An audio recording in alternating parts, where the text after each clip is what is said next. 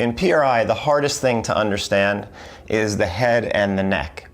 And there is one particular aspect of PRI that is by far the most important to understand, because it could be the reason why techniques and exercises that work with other people simply don't work with someone with stubborn pain or just who's kind of suffering and in misery. And I'm going to have to explain it through my experience, because I was one of these people. I had limited ability to get neutral in my body through normal PRI techniques. Now, I did unlock my pelvis, which was a great thing because my SI joint issues pretty much disappeared. I never had another blowout again.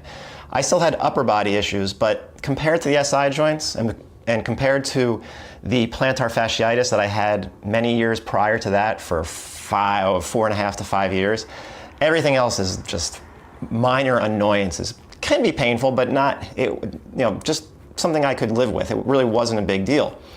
The SI joints and the neck spasms, that was the big deal because it was just constant over a period of 14 years. It just seemed like my SI joint would go out on me, I'd be out of work, off my feet for a week, then I'm finally feeling better, and it's misery because you can't move, you can't sleep, you can't do anything. Then, a month and a half later, I'd get a neck spasm that would always start on the inside of my right scapula, and it would very slowly just spread, and it would just your whole upper body, your whole thoracic spine and neck just freeze up, and it's almost like pushes you down into the ground. You can't stand up. It's freaking brutal. And this just kept happening for years and years and years and years. And the reason was because my spine couldn't move. So let me just show. I'm not going to get too much into the biomechanics of it because there's just too many things to address. But what happens is, in someone with the cranial pattern that's deemed a right torsion, and that's the more serious pattern that PRI deals with, particularly in cervical revolution, which I've taken 4 times, I might take a 5th, not positive. The right torsion is a pathologic state. Because your body has done things that it shouldn't do in order to find itself in this position. So it's kind of broken the rules. In this position, your body is in extension. You're arched in the lower back. Your rib cage is flared, probably on both sides. And in order to stay straight or to maintain a horizontal line of sight, your neck has to come forward. So you have that forward head posture, which is really forward neck posture. The head just goes for the ride. So here's the cervical spine, the neck, and here's the base of the skull. When you end up in a forward head, forward neck posture, for any reason, it can happen for a bunch of reasons. In the front, it flexes forward. Now here's your skull. Here's your eyes. Your line of sight is now down, so in order to keep a horizontal line of sight, the base of your skull, the occiput, has to extend. Now it's causing compression on the atlas, which is the top cervical vertebrae. And when you have an extended occiput on the atlas, you don't have frontal plane range of movement, and you'll probably be limited in transverse movements also. And that's what you find. You find an inability to rotate the head and neck appropriately, and you find, and not only at the head, but also at the entire cervical spine, because your cervical spine needs to maintain 30 degrees of lordosis. It needs to maintain a normal curve, just like your lumbar spine has to maintain that normal curve. But in the cervical spine, it becomes extended or complete. It flexes forward, and then it puts the neck into a state of extension. It means it's straight, reversed, whatever you want to call it. But now it's compromised. It can't move. It can't side bend. It can't rotate appropriately.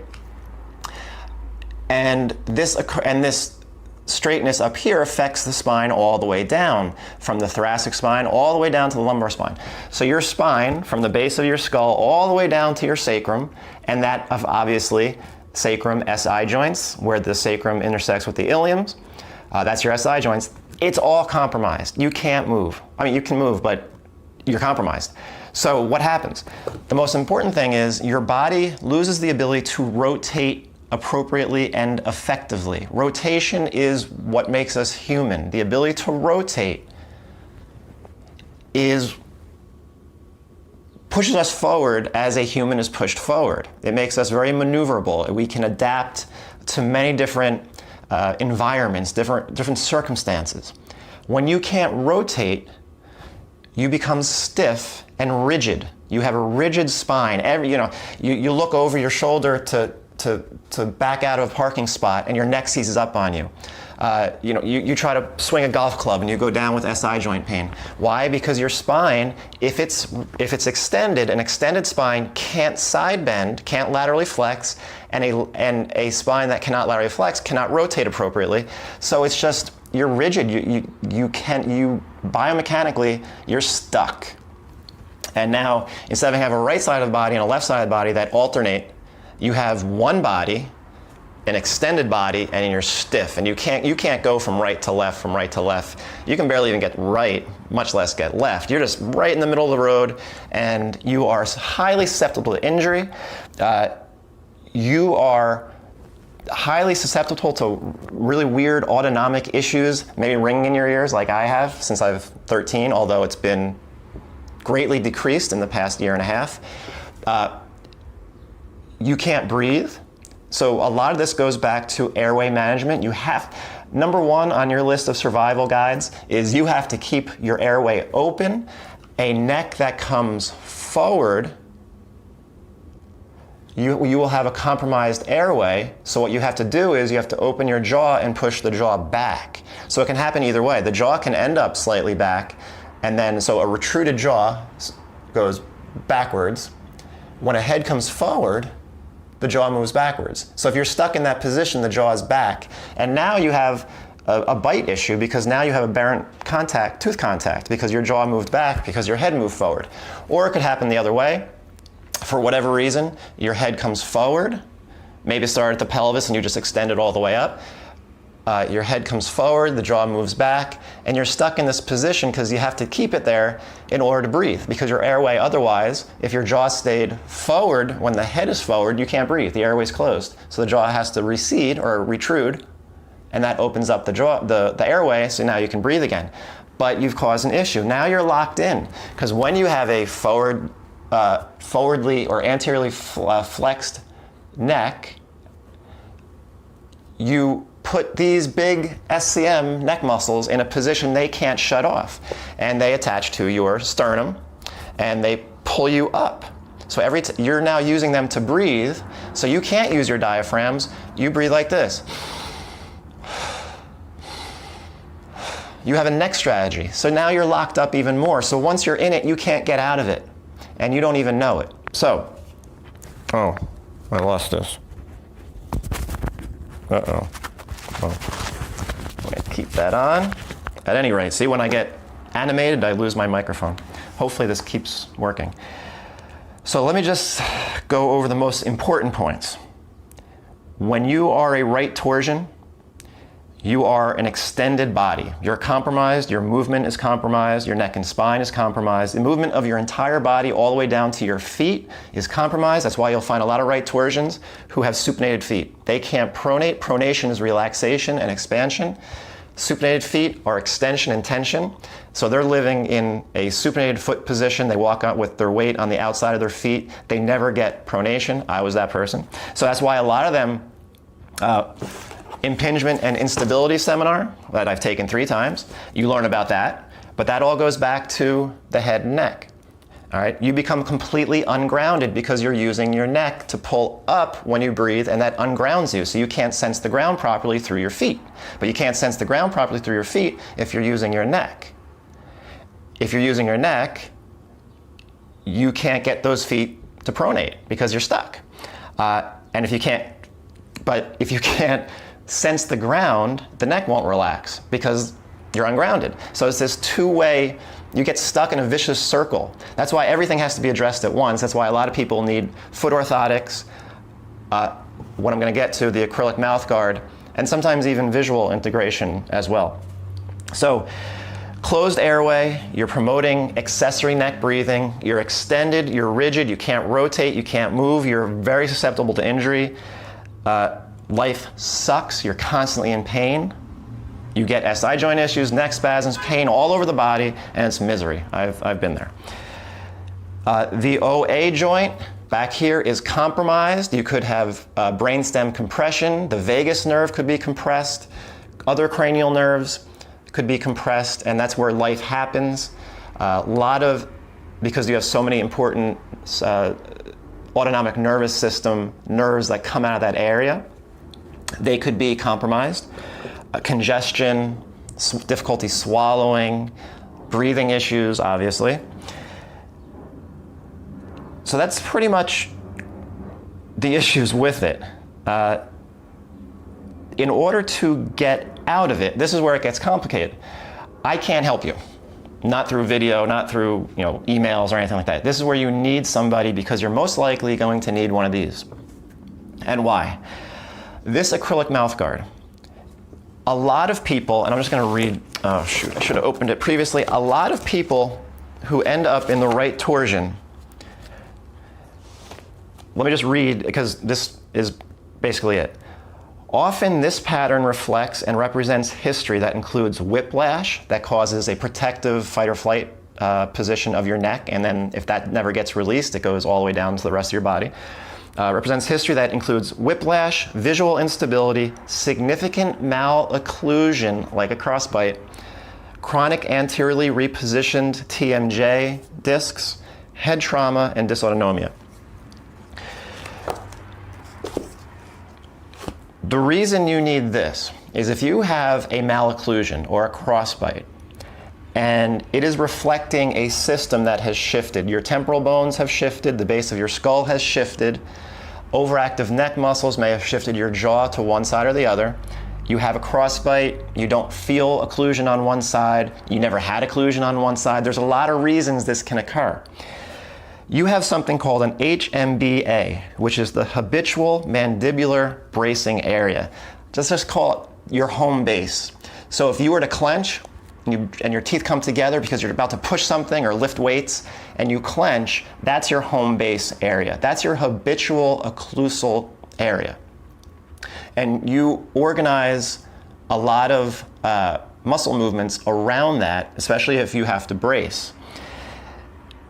So the home base is where you go, where your brain goes when the postural system needs stabilizing for applying external forces. So if I have to do something that requires any type of exertion, that's where I go to organize my ability to stabilize my body.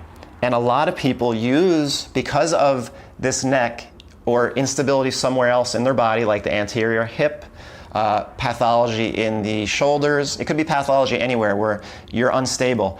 You may have to make up that stability through clenching or using your jaw and masticatory system. For instance, I have a crossbite, or I had a crossbite. That's how I braced. That's how I was stabilizing my neck.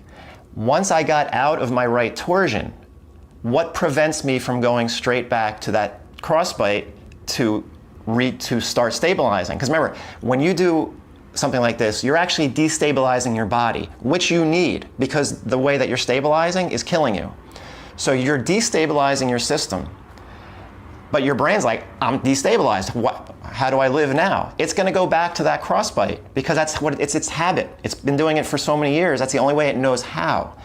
This acrylic mouth guard, they're expensive. They can be anywhere from $400 to $1,000, depends on where you live.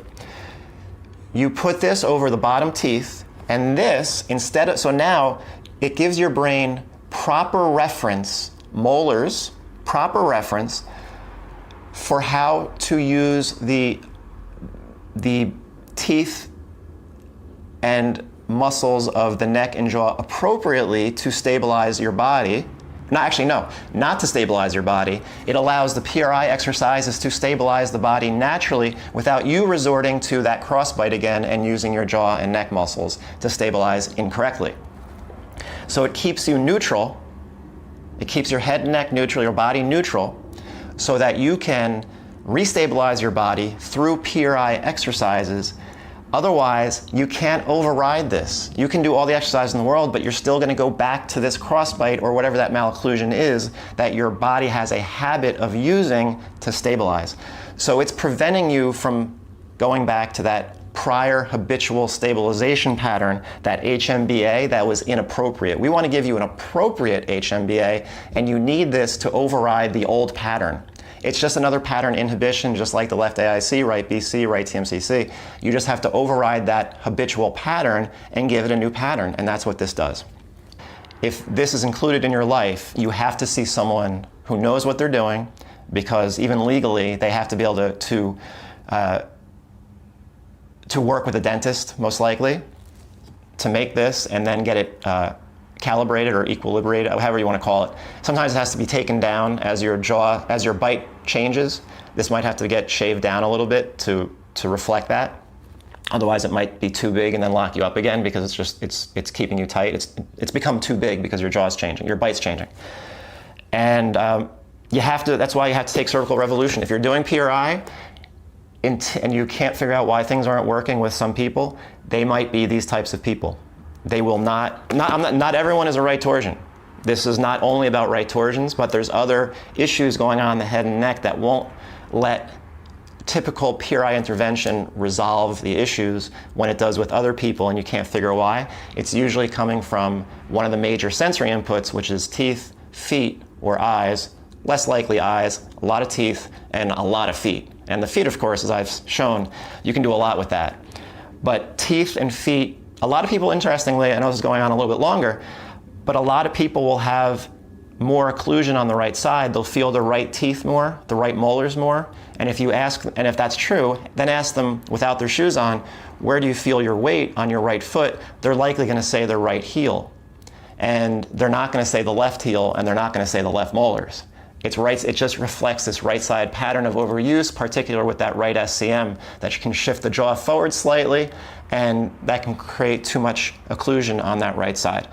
So there's a floor down there, a ground down there, and a floor here, and they have to match up appropriately. And for people who don't, over time, the longer you're in a pattern, the more likely you are to end up in a type of cranial strain pattern that can cause major issues down the line. So that's why you got to learn cervical revolution to understand what's going on with people that you are not having success with.